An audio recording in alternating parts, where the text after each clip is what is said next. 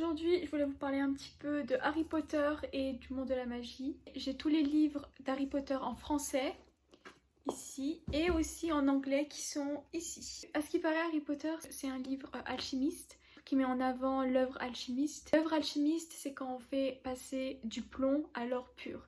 C'est assez métaphorique et Harry Potter, du coup, il va passer lui-même par tous ces chemins-là pour passer du plomb à l'or, pour que son âme intérieure se transforme.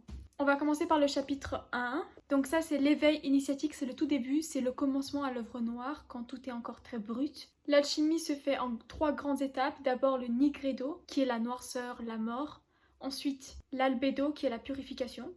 Et enfin, le rubedo, qui est l'union avec l'esprit. D'abord, Harry est dans un placard, ça c'est le tout début, la noirceur, quand il est dans un placard. Puis ensuite, il commence à s'élever, à apprendre la vérité. Et enfin, il choisit de ne pas avoir accès à cette pierre qui te rend immortel, qui est présente dans ce livre. Et c'est là où il accède à la sagesse. En gros, là, c'est le moment où l'alchimiste, il apprend sans désirer, où il se délivre de ses tentations, de ses désirs, de ses souhaits. Parce que c'est une étape essentielle pour du coup accéder à la sagesse et pour se transformer à l'intérieur. Le tome 2, la chambre des secrets, c'est quand Harry retourne à l'école et que les élèves de Poudlard découvrent qu'il existe une chambre secrète et qu'elle a été ouverte. Et que aussi, dans cette chambre, il y a un espèce de monstre, un espèce de basilic très dangereux pour les élèves qui est contrôlé par le souvenir de Voldemort via un journal intime. Et là, du coup, c'est Harry et ses amis qui vont essayer de mettre fin à ce monstre-là. Ce tome-là, ça fait partie d'une purification douloureuse par rapport au premier. C'est l'étape où il y a le chaos qui remonte à la surface. Et ça, c'est une étape primordiale pour une œuvre alchimiste. Donner tout le mal qu'il y a à l'intérieur de toi, toute la négativité va remonter à la surface. Et ça, si on met en parallèle avec Harry Potter, ça s'est matérialisé par du coup ce monstre-là. Il y a le doute de soi. Ici, Harry va douter de soi parce qu'il parle fourche-langue, qui est la langue des serpents, et ça c'est quelque chose que normalement dans le monde des sorciers, seuls les mauvais entre guillemets savent parler, et ça s'est aussi matérialisé par ça. En psychologie, le basilic, le monstre qui se trouve à l'intérieur de la chambre des secrets, il peut représenter le secret, la mort, les doutes, bref tout ce qu'il y a de plus mystérieux et de plus, on va dire, compliqué à domestiquer, compliqué à approcher par rapport à nous-mêmes. Le 3e tome, c'est Harry Potter et le prisonnier d'Azkaban. Harry va découvrir qu'il y a un prisonnier très dangereux qui s'est échappé d'Azkaban et que, à ce qui paraît, ce prisonnier-là veut s'en prendre à Harry. Il est à ses trousses et il veut lui faire du mal.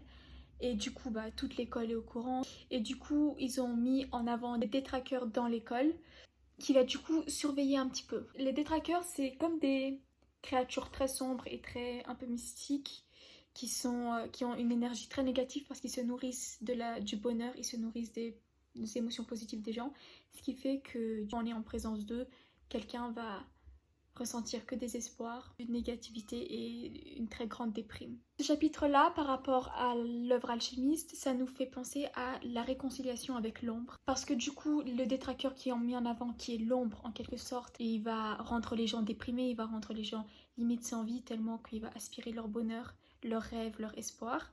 Mais il y a un remède à tout ça, et ça c'est le Patronus. Pour mettre en avant le Patronus face aux détraqueurs, il faut penser à quelque chose de très positif, quelque chose qui nous touche le cœur de manière très profonde. Et ça va détourner un petit peu les détraqueurs, mais c'est très compliqué à faire parce qu'il faut vraiment chercher au plus profond de soi-même. Du coup, c'est ça la réconciliation avec l'ombre. Harry Potter et les personnages présents vont devoir chercher au plus profond d'eux-mêmes. D'ailleurs, dans ce chapitre-là, dans ce tome-là, il y a par exemple Sirius qui est un chien noir, Lupin qui est un loup-garou. Et ça, c'est aussi mis en avant sous forme de symbole. C'est un peu comme l'animal sauvage qu'on doit apprendre à connaître et pas rejeter, apprendre à domestiquer les émotions les plus sombres en nous. Dans ce tome-là, les détraqueurs sont une ombre psychique et le Patronus une lumière intérieure. Ensuite, le tome suivant, Harry Potter et la coupe de feu, ça se passe lors du tournoi des 3 sorciers. C'est un tournoi entre les écoles de magie et il y a 3 grandes épreuves qu'il faut affronter avec courage pour remporter la coupe de feu. Et Harry, il est inscrit dans ce tournoi-là, il a été élu alors qu'il s'était pas volontairement inscrit. Il n'a pas candidaté entre guillemets pour s'inscrire. À la toute dernière épreuve, Harry va se retrouver face à Voldemort. Ça peut représenter l'épreuve du monde, ça représente une épreuve et une séparation. En gros, le tournoi, c'est une mise à l'épreuve.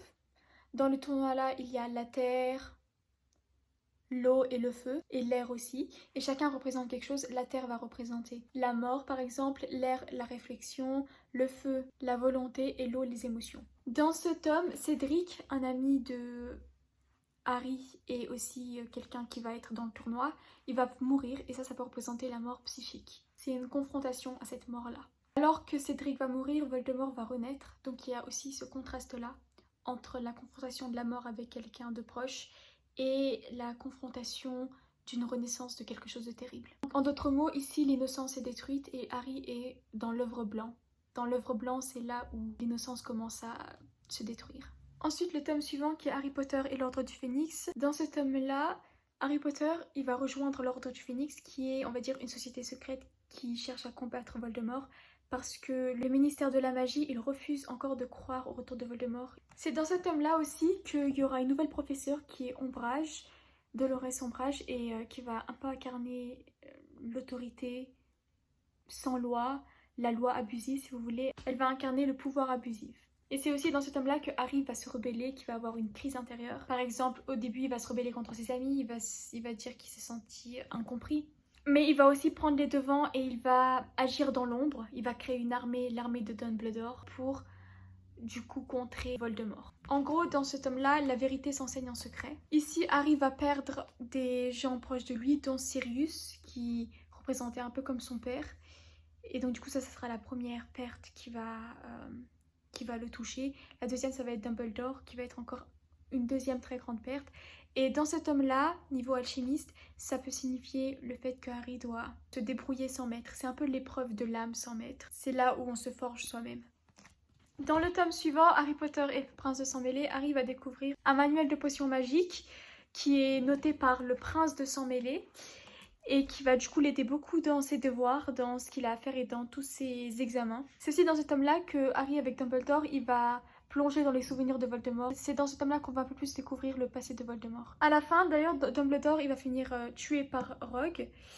Et c'est là que Harry va découvrir aussi que Rogue, c'était lui, le prince de sang mêlé. Et c'est là où le monde de la magie va sombrer dans le chaos.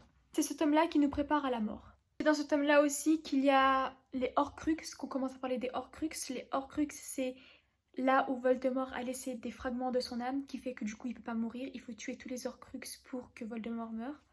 Les Horcruxes, c'est l'image des traumatismes. C'est l'image de ce qu'on peut pas, de ce qu'il faut qu'on se débarrasse pour qu'on soit enfin en paix et pour qu'on puisse faire cette alchimie-là et passer du plomb à l'or. Le dernier tome, Harry Potter et les reliques de la mort, donc là c'est vraiment le tome final où il y a la confrontation avec Voldemort, avec la mort, où il y a la guerre entre le bien et le mal.